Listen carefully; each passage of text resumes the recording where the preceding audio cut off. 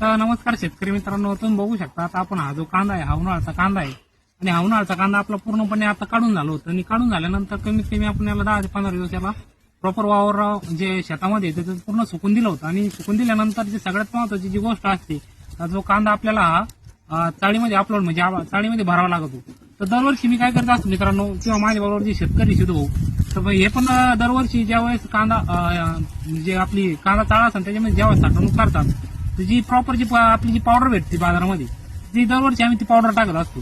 तर ते पण सांगतील का त्यांना त्या पावडरचा रिझल्ट कसा आला आणि आता आपण नवीन काय करायचं. तर सिद्धू भाऊ नेमकं दरवर्षी तुम्ही जी पावडर टाकली त्याचा रिझल्ट कसा येतो तुम्हाला? नक्कीच किरण भाऊ, रिझल्ट असा आहे का कांदा पावडर मध्ये टाकल्यानंतर जे आहे ना त्याला भुरक्या पाणी येतो, म्हणजे थोडक्यात सांगायचं म्हणजे ढवळा होते. हा म्हणजे तो कलर डाऊन होत राहतो. डाऊन होतो.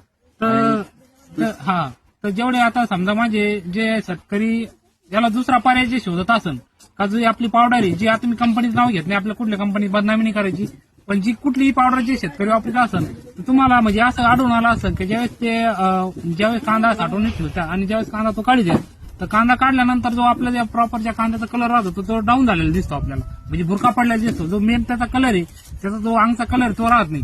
तर त्यासाठी मला आता आपण ज्यावेळेस आम्ही कांदा साठवणूक करत असताना तर आम्ही कोणत्या पद्धतीने आणि कोणती पद्धत अवलंबली पाहिजे, कोणती आपण त्याला औषध टाकलं पाहिजे, पावडर टाकली पाहिजे जेणेकरून तो सडला पण नाही पाहिजे आणि सगळ्यात महत्त्वाचं म्हणजे जो आपला कलर आहे तो कलर प्रॉपर पद्धतीने तसंच राहिला पाहिजे.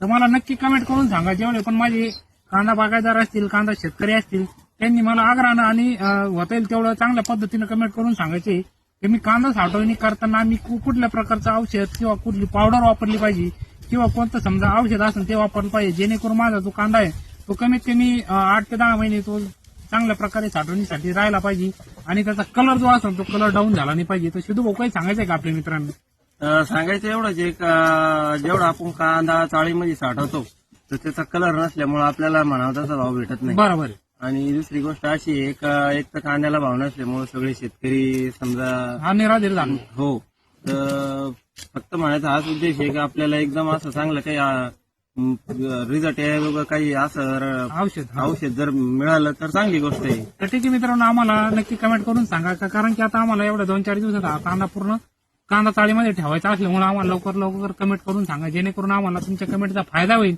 आणि सगळ्यात महत्त्वाचं म्हणजे भविष्यामध्ये आम्हाला जो कांदा आहे त्या कांद्याचा कलर टिकवता येईल. तर नक्की आपला व्हिडिओ प्रत्येक कांदा बागायतदारापर्यंत शेअर करा जेणेकरून मला त्यांचे अनुभव आणि त्यांचे काय त्याला रिझल्ट आले ते पण मला म्हणजे त्यांनी कमेंट करून जर सांगितलं तर मला भविष्यामध्ये ते काम येतील. तर मित्रांनो व्हिडिओ कसा वाटला ते पण सांगायचं आहे आणि आपला व्हिडिओ शेअर करायला विसरू नका मित्रांनो. धन्यवाद मित्रांनो.